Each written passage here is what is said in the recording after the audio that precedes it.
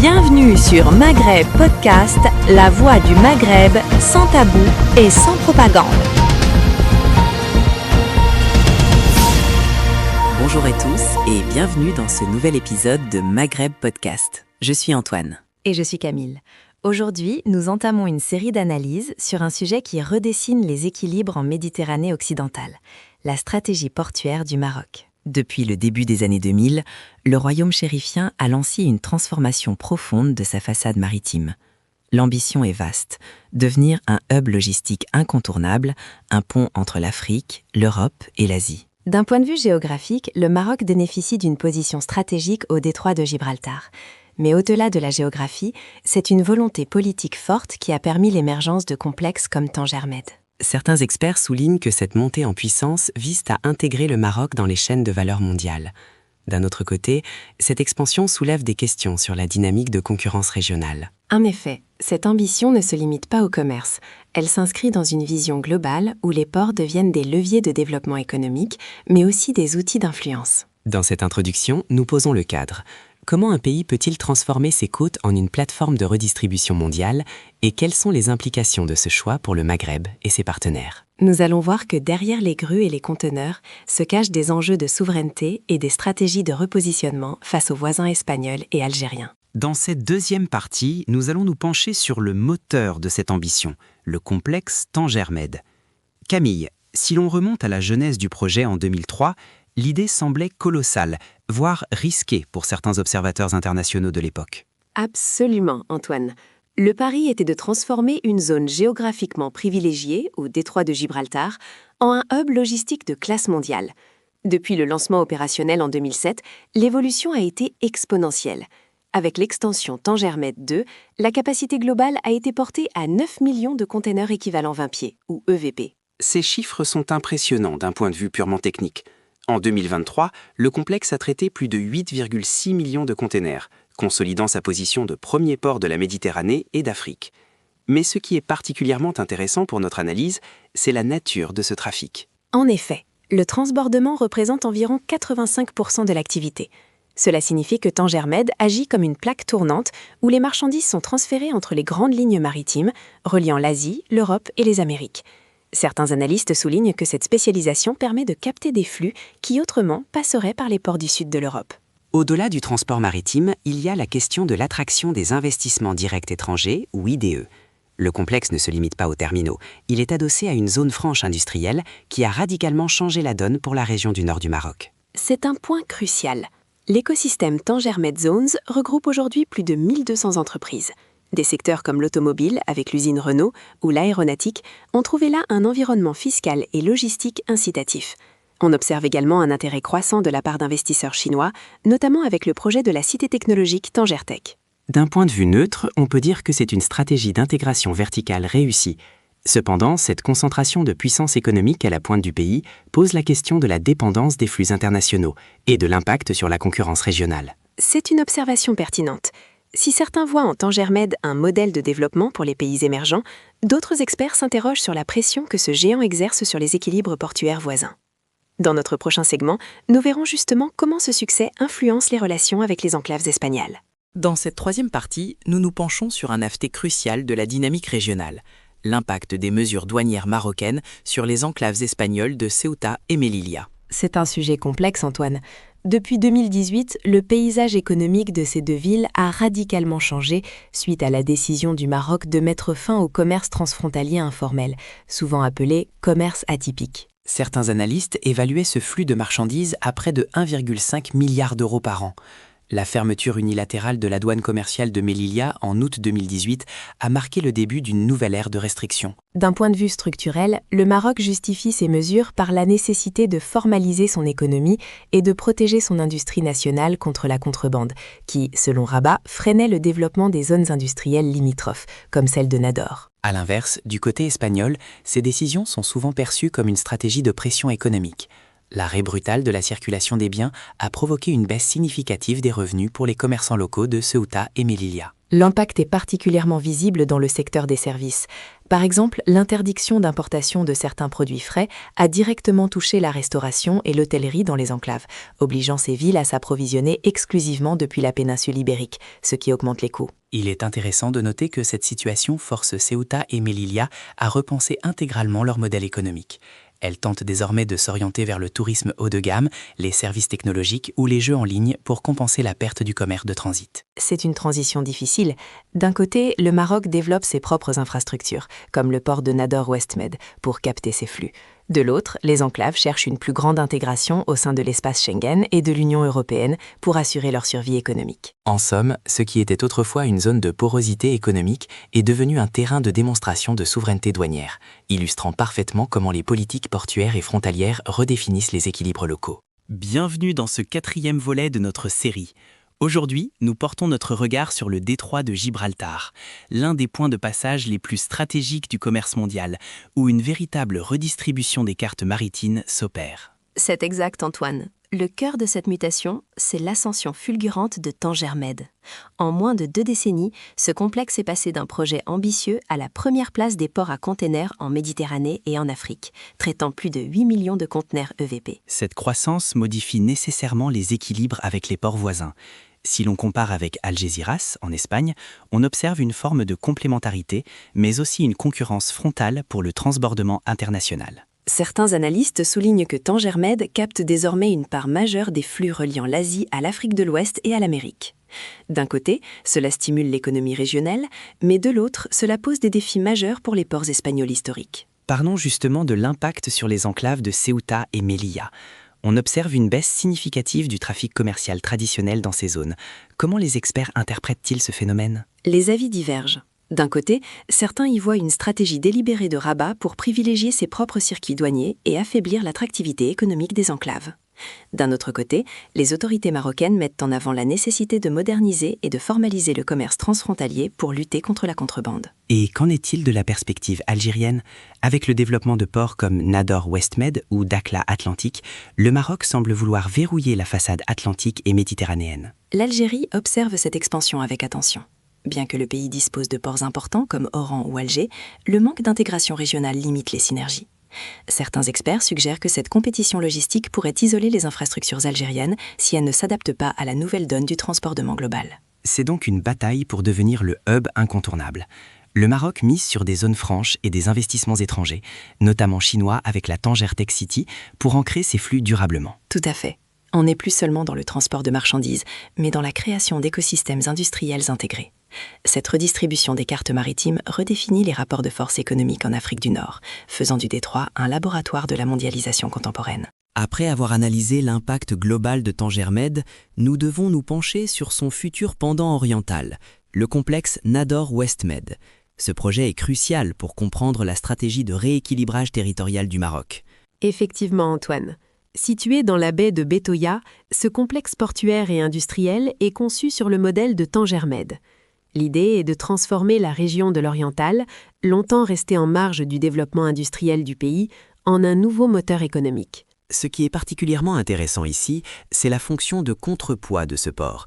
Historiquement, la ville de Nador et sa province entretenaient une relation de dépendance économique très forte vis-à-vis de l'enclave espagnole de Melilla. Tout à fait.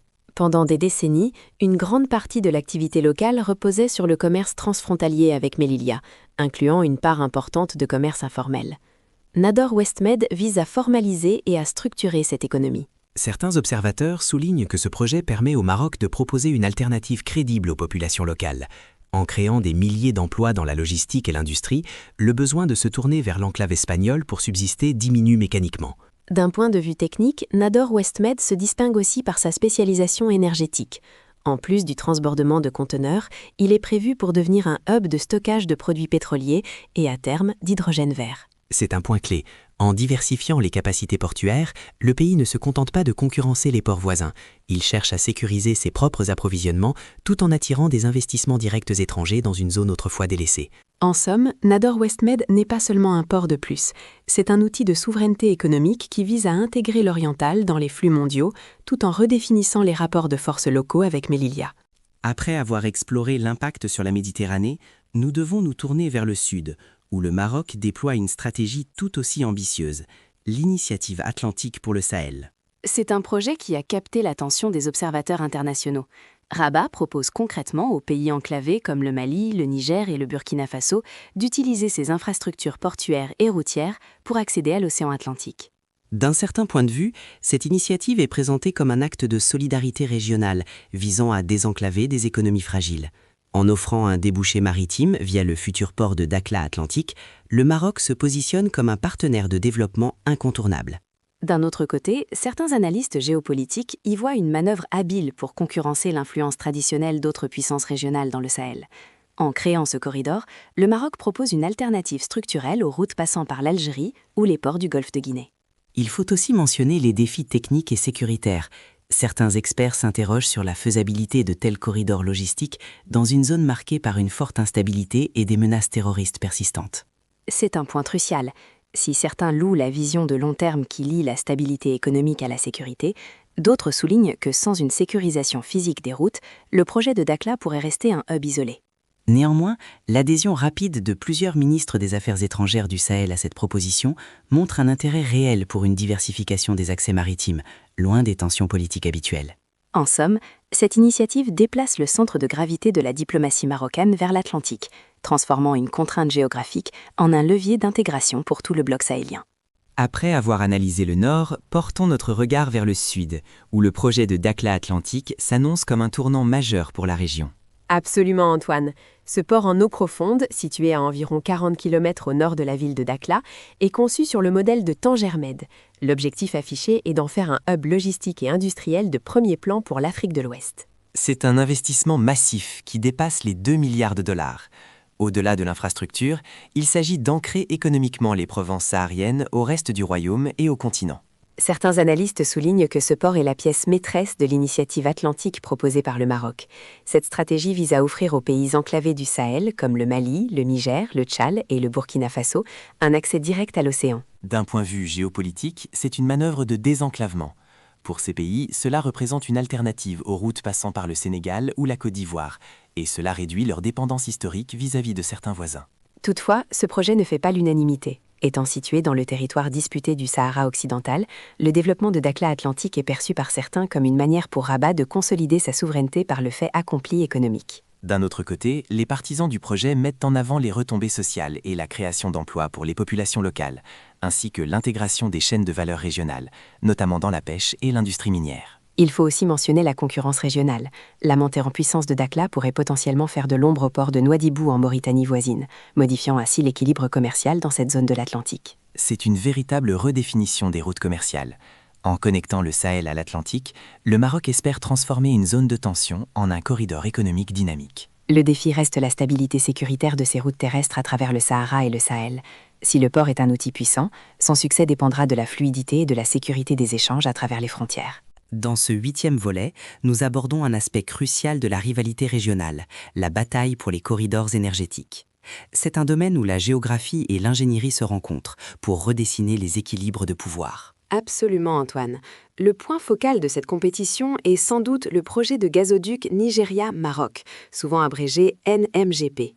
Ce projet ambitieux prévoit de relier le Nigeria à l'Europe en longeant la côte ouest africaine sur plus de 5600 km, impliquant 13 pays. D'un point de vue stratégique, le Maroc présente ce projet comme un moteur d'intégration pour l'Afrique de l'Ouest. En revanche, certains analystes soulignent les défis techniques et financiers colossaux, ainsi que les risques sécuritaires liés à la traversée de zones instables. Face à cela, l'Algérie dispose d'un avantage historique certain. Ses infrastructures sont déjà opérationnelles. Les gazoducs Medgaz vers l'Espagne et Transmed vers l'Italie font de l'Algérie un fournisseur incontournable pour l'Europe, surtout dans le contexte actuel de diversification des sources d'énergie. Il faut aussi mentionner la réponse d'Alger avec le projet de gazoduc transsaharien, ou TSGP, qui passerait par le Niger. Pour l'Algérie, il s'agit de capitaliser sur ses installations existantes pour acheminer le gaz nigérian plus rapidement que ne le ferait la route atlantique marocaine. L'enjeu dépasse les simples tubes de gaz. La stratégie portuaire marocaine, avec Tanger Med et le futur port de Dakhla Atlantique, vise à créer des terminaux polyvalents, capables de gérer non seulement le commerce de conteneurs, mais aussi les futures exportations d'hydrogène vert. C'est une observation pertinente. L'Algérie, de son côté, s'appuie sur ses ports spécialisés comme Arzouet et Skikda, qui restent des piliers pour l'exportation du gaz naturel liquéfié, le GNL.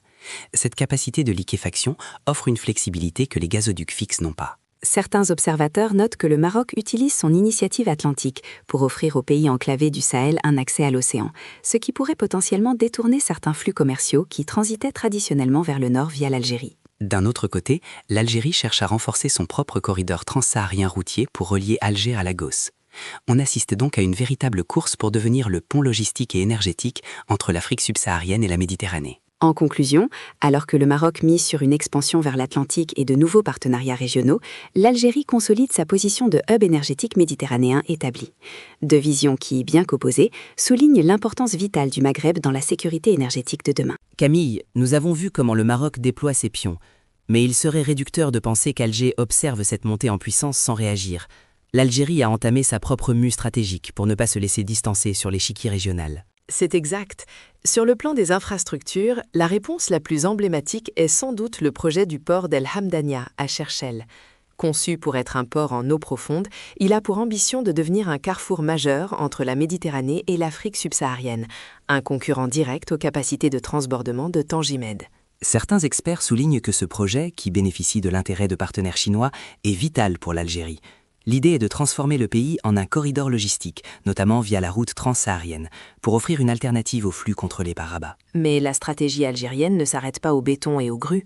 On observe un virage diplomatique significatif avec la volonté de consolider un nouveau bloc régional. Alger a multiplié les rencontres de haut niveau avec la Tunisie et la Libye pour instaurer un cadre de concertation périodique. Ces réunions tripartites sont perçues par certains observateurs comme une tentative de révitaliser l'intégration maghrébine, mais sans le Maroc. L'objectif affiché est de coordonner la sécurité aux frontières et de favoriser des zones de libre-échange communes. D'un point de vue analytique, c'est une réponse directe à l'initiative atlantique du Maroc.